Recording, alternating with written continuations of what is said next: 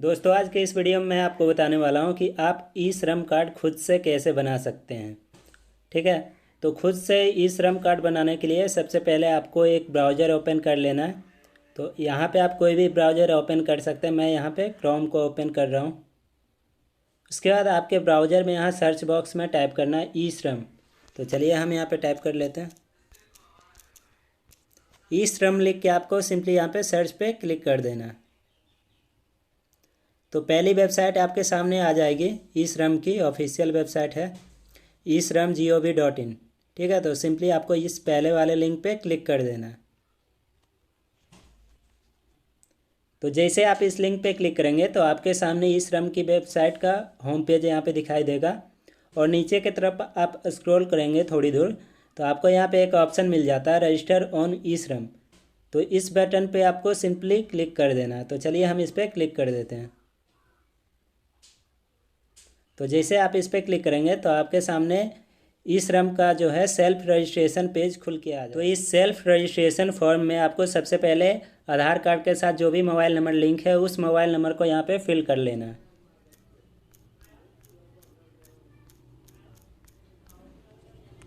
Mobile number भरने के बाद आपको यहाँ पे जो कैप्चा दिया गया है सेम टू सेम इस बॉक्स में भर लेना है।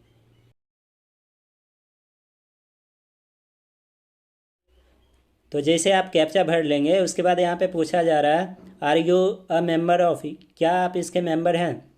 तो EPFO यानी कि एम्प्लॉय प्रोविडेंट फंड ऑर्गेनाइजेशन के मेंबर हैं तो यस पे क्लिक करना, वरना नो पे रहने देना।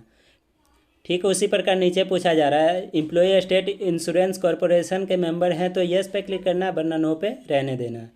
उसके बाद आपको यहाँ पे सेंड OTP पे क्लिक कर देना। नीचे की तरफ आप देखेंगे तो हमें एक ग्रीन कलर का बटन दिया गया है सेंड OTP का। तो सिंपली हमें इस पर क्लिक कर देना। तो चलिए हम इस पर क्लिक कर देते हैं।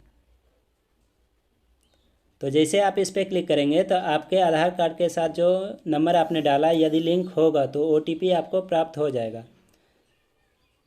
तो चलिए हमारा OTP हमारे पास आ चुका है। तो उस OTP को हम इस बॉक्स में दर्ज करने के बाद आपको यहाँ पे जो बटन दिया गया है सबमिट का ग्रीन कलर का, तो आपको इस पर क्लिक कर देना है। तो जैसे आप अपना OTP वेरीफाई कर लेंगे उसके बाद यहाँ पे आपको आधार नंबर डालने को कहा जाएगा। तो चलिए हम यहाँ पे आधार नंबर डाल लेते हैं। यहाँ पे आपको उसका आधार नंबर डालना है जिसका आप ई श्रम कार्ड बनाना चाहते हैं।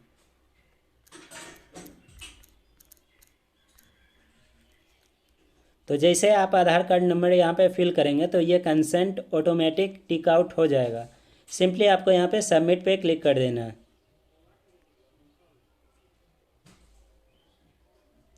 तो जैसे आप सबमिट पे क्लिक करेंगे तो फिर से आपके मोबाइल नंबर पे एक OTP भेजा जाएगा। उस OTP को इस बॉक्स में दर्ज करना है। OTP फिल करने के बाद आपको यहाँ पे बटन दिया गया है वैलिडेट का। तो यहाँ पे आप ध्यान दें कि यहाँ पे दो बटन है, रीसेट और वैलिडेट का।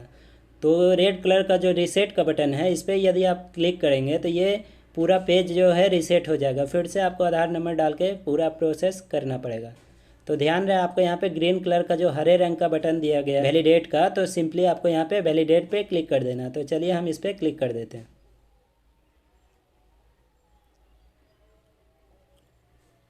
तो जैसे आप अपना वैलिडेशन का प्रोसेस कंप्लीट कर लेते हैं तो आपके सामने कुछ इस तरह का पेज खुल के आ जाएगा जिसमें आपका आधार कार्ड से डेटा लेके आपको दिखा देगा कि आपका ये डेटा है। उसके बाद यहाँ पे एक कंसेंट रहता है जो कि पहले से टिक हुआ रहता है। आपको यहाँ पे कंटिन्यू टू अदर डिटेल पे क्लिक कर देना। तो चलिए हम इस पर क्लिक कर देते हैं। तो जैसे आप इस पर क्लिक करेंगे तो सबसे पहले आपको पर्सनल इन्फॉर्मेशन फिल करना पड़ेगा। तो हमने जो आधार कार्ड में जो रजिस्टर्ड मोबाइल नंबर है वो पहले से डाल लिया। उसके बाद फिर हमें यहाँ पे इमरजेंसी मोबाइल नंबर डालना है। तो आपके पास यदि दूसरा कोई मोबाइल नंबर है तो वो आप यहाँ पे डाल लें, वरना ये मैंडेटरी नहीं है, इसे आप छोड़ भी सकते हैं। तो मेरे पास है, मैं यहाँ पे डाल लेता हूँ।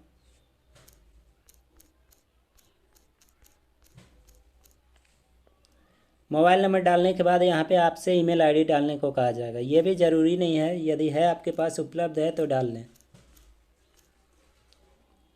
उसके बाद यहाँ पे वैवाहिक स्थिति पूछा जा रहा है, क्या आप शादीशुदा हैं या फिर सिंगल है, वो आपको यहाँ पे बताना है। तो जो भी है आप यहाँ पे डाल लें। मैं अनमैरिड हूँ इसलिए यहाँ पे नेवर मैरिड पे क्लिक करूँगा। इसके बाद आपसे आपका फादर नेम पूछा जा रहा है, तो जो भी आपका फादर नेम हो या फिर आप जिसका भी ये ई श्रम कार्ड बना रहे हो उसके फादर का नाम यहाँ पे फिल कर देना है।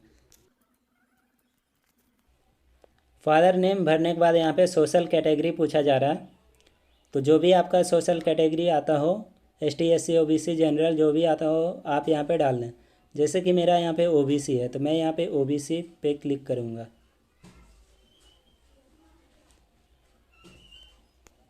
उसके बाद यदि आपके पास सोशल कैटेगरी सर्टिफिकेट मौजूद है तो आप यहाँ पे डाल सकते हैं, वरना इसे आप छोड़ सकते हैं। उसके बाद ब्लड ग्रुप पूछा जा रहा है, यदि आपको ब्लड ग्रुप पता है तो आप यहाँ पे डाल लें, वरना इसे भी छोड़ दें।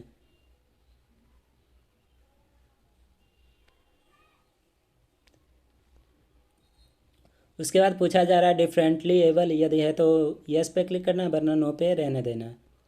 उसके बाद आपको यहाँ पे नॉमिनी डिटेल फिल करना है। इसके बाद आपको यहाँ पे नॉमिनी का डेट ऑफ बर्थ डाल देना है।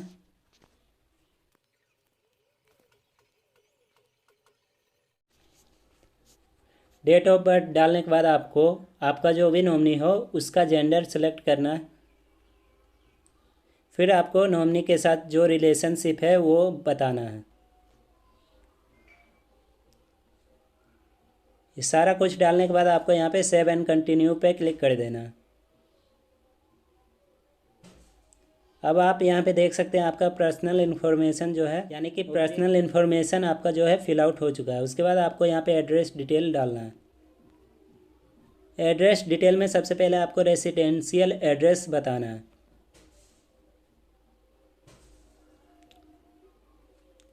जैसे कि सबसे पहले होम स्टेट पूछा जा रहा है तो हम यहाँ पे होम स्टेट डाल लेते हैं। जैसे कि मेरा होम स्टेट बिहार है तो मैंने यहाँ पे बिहार सेलेक्ट कर लिया। यदि आपका दूसरा स्टेट है तो आप इस ड्रॉप डाउन मेन्यू से जो भी स्टेट हो सिलेक्ट कर सकते हैं। इसके बाद सबसे पहले आपसे करेंट एड्रेस मांगा जा रहा है, तो करेंट एड्रेस में आपको सबसे पहले अपना हाउस नंबर डाल लेना है। यहाँ पे मैं ग्रामीण क्षेत्र में रहता हूँ तो मेरे पास हाउस नंबर अवेलेबल नहीं है, इसलिए मैंने यहाँ पे वार्ड नंबर डाल लिया है। उसके बाद आपसे यहाँ पे लोकेलिटी पूछा जा रहा है तो इसे छोड़ भी सकते हैं, ये मैंडेटरी नहीं है। उसके बाद आपको यहाँ पे स्टेट सेलेक्ट करने को कहा जा रहा है। तो जैसा कि मैं अभी बिहार में रहता हूँ, करेंट एड्रेस मेरा अभी बिहार ही है, तो मैंने यहाँ पे बिहार सेलेक्ट कर लिया। उसके बाद आपको यहाँ पे डिस्ट्रिक्ट सेलेक्ट करना है, तो जो भी डिस्ट्रिक्ट आपका पड़ता हो आप यहाँ पे सेलेक्ट कर लो। जैसे मैं यहाँ पे लखीसराय डिस्ट्रिक्ट से हूँ तो मैंने यहाँ पे ड्रॉप डाउन मेन्यू से लखीसराय सेलेक्ट कर लिया। उसके बाद फिर आपको यहाँ पे सब डिस्ट्रिक्ट सेलेक्ट करने को कहा जाएगा। तो जैसे आप डिस्ट्रिक्ट सेलेक्ट करेंगे तो ये सब डिस्ट्रिक्ट का ड्रॉप डाउन मेन्यू में आपका सब डिस्ट्रिक्ट जो भी होगा आ जाएगा, आप यहाँ पे सेलेक्ट कर सकते हैं। उसके बाद फिर आपको यहाँ पे पिन कोड डालना है।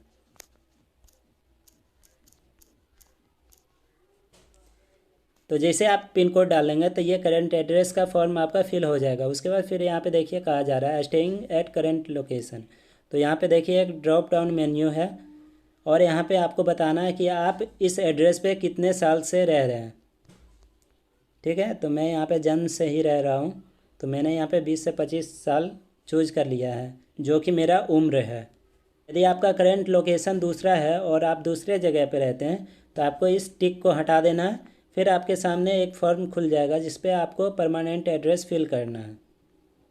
ठीक है, मैं यहाँ पे सेम एड्रेस पे हूँ इसलिए मैं इसे टिक रहने दूँगा। उसके बाद फिर आपको यहाँ पे सेव एंड कंटिन्यू पे क्लिक कर देना। तो जैसे आप सेव एंड कंटिन्यू करेंगे तो आपका एड्रेस का भी यहाँ पे बॉक्स देखेंगे ग्रीन हो चुका है। उसके बाद फिर आपको एजुकेशन डिटेल डालना पड़ेगा। तो एजुकेशन डिटेल डालने के लिए सबसे पहले आपको इस ड्रॉप डाउन मेन्यू से आपको बताना है कि आप कितने पढ़े लिखे हैं। तो आपकी डिग्री सेलेक्ट करने के बाद यहाँ पे आपको एजुकेशन सर्टिफिकेट अपलोड करने का एक ऑप्शन मिल जाता है। तो ये ज़रूरी नहीं है, यदि आप चाहते हैं तो कर सकते हैं, वरना इसे भी छोड़ सकते हैं। मेरे पास यहाँ पे अवेलेबल है इसलिए मैं यहाँ पे अपलोड कर रहा हूँ। ठीक है, अपलोड करने के लिए आपको यहाँ पे चूज फाइल पे क्लिक करना है। तो जैसे आप चूज फाइल पे क्लिक करेंगे तो नीचे की तरफ आप देखेंगे आपको फाइल के रिलेटेड ऑप्शन आ जाएंगे। तो यहाँ पे आपको फाइल पे सेलेक्ट करना है और यहाँ से अपने फ़ोन गैलरी से वो सर्टिफिकेट यहाँ पे अपलोड कर देना। तो नीचे की तरफ आप देखेंगे यहाँ पे बताया गया है कि किस तरह का फ़ाइल इस पर सपोर्ट करता है। जैसे कि PDF, PNG, JPG, JPEG only, मतलब कि इस तरह के फाइल यहाँ पे सपोर्ट करता है। ठीक है, उसके बाद फिर नीचे की तरफ आप देखेंगे तो यहाँ पे मंथली इनकम स्लैब बताना है कि आप महीने में कितना तक कमा लेते हैं। तो मैं आपको यही बताऊंगा कि आप जितना कम सेलेक्ट करते हो उतना ही बढ़िया रहेगा आपके लिए। ठीक है, जैसा कि मैंने यहाँ पे सिलेक्ट किया, मैं 10,000 से कम कमाता हूँ। ठीक है, उसके बाद फिर आपको यहाँ पे देखिए इनकम सर्टिफिकेट अपलोड करने को कहा जा रहा है। तो ये भी ज़रूरी नहीं है, यदि आपके पास उपलब्ध है तो डाल सकते हैं, वरना इसे खाली छोड़ सकते हैं। उसके बाद देखिए नीचे की तरफ आपको एक सेव एंड कंटिन्यू का ऑप्शन मिलता है। तो ये सारे डिटेल भरने के बाद आपको यहाँ पे सेव एंड कंटिन्यू पे क्लिक कर देना है। तो चलिए हम इस पर क्लिक कर देते हैं। तो अब आप देखेंगे यहाँ पे एजुकेशन क्वालिफिकेशन का भी स्लैब जो है ग्रीन हो चुका है। इसके बाद आपके व्यवसाय और स्किल के बारे में बताना है। जैसा कि मेरा प्राइमरी ऑक्यूपेशन जो है इंफॉर्मेशन एंड कम्युनिकेशन टेक्नोलॉजी में है, तो मैंने यहाँ पे जैसे INF सर्च किया तो ऑटोमेटिक सारा डिटेल यहाँ पे आ गया। जस्ट मुझे इस पर क्लिक कर देना, ये ऑटोमेटिक फिल आउट हो जाएगा। इसके बाद आपको यहाँ पे वर्किंग एक्सपीरियंस के बारे में बताना है कि आपका जो प्राइमरी व्यवसाय है उसमें आपका कितने सालों का अनुभव है। जैसे कि मेरा जो है इसमें 4 सालों का अनुभव है, इसलिए मैं यहाँ पे 4 टाइप कर दूँगा। ठीक है, उसके बाद फिर आपको यहाँ पे सेकेंडरी व्यवसाय के बारे में बताना है। तो आपका जो भी सेकेंडरी व्यवसाय है वो आप यहाँ पे अपना व्यवसाय यहाँ पे सिलेक्ट कर लिया, दूसरा जो है। उसके बाद फिर आपको यहाँ पे ऑक्यूपेशन सर्टिफिकेट यदि आपके पास है तो आप यहाँ पे डाल सकते हैं, वरना आप इसे खाली छोड़ सकते हैं। आपने अपना स्किल किस माध्यम से बढ़ाया, तो आप बता सकते हैं कि आपने जो है वोकेशनल ट्रेनिंग पाया, फॉर्मल वोकेशनल या फिर टेक्निकल ट्रेनिंग पाया। ठीक है, तो जैसा कि मैंने फॉर्मल टेक्निकल ट्रेनिंग प्राप्त किया, तो मैं यहाँ पे सेलेक्ट कर लेता हूँ। उसके बाद फिर आपको यहाँ पे सेव एंड कंटिन्यू पे क्लिक कर देना है। तो चलिए हम यहाँ पे सेव एंड कंटिन्यू पे क्लिक कर देते हैं।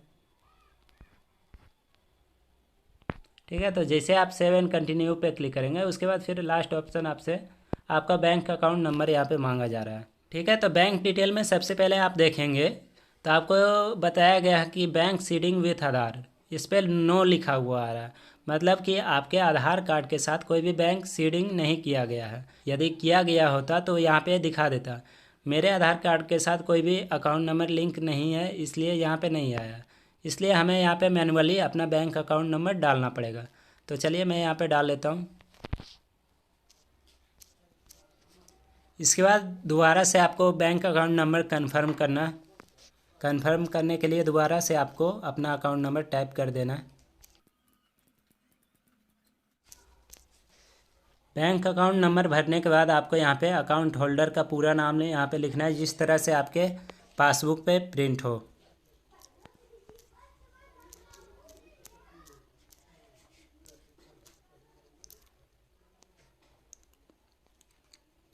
इसके बाद आपको यहाँ पे लुकअप फॉर IFSC कोड, मतलब कि आप यहाँ से अपना IFSC कोड सर्च कर सकते हैं।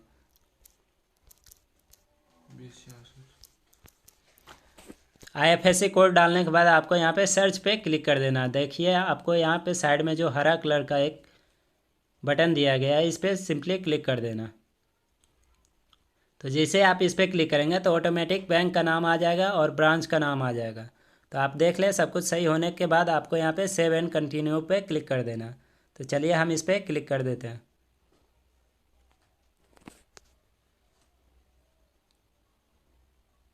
तो अब हमने सारा डिटेल यहाँ पे भर लिया। उसके बाद फिर आप यहाँ पे देख सकते हैं, यहाँ पे देख लेना सारा कुछ सही है या नहीं। उसके बाद फिर आपको यहाँ पे इसे कंसेंट देना है। यहाँ पे नीचे की तरफ आप देखेंगे तो हमें एक कंसेंट देने का ऑप्शन मिल रहा है, तो इस पर हमें क्लिक कर देना। ठीक है, मेरा सारा कुछ सही है। आप चाहो तो इस प्रीव्यू का प्रिंट भी ले सकते हो। तो प्रिंट लेने के लिए आप देखोगे यहाँ पे प्रिंट का ऑप्शन मिल जाता है ऊपर की तरफ, नहीं तो आपको सीधा से इसे सबमिट कर देना। तो चलिए हम यहाँ पे सबमिट पे क्लिक कर देते हैं।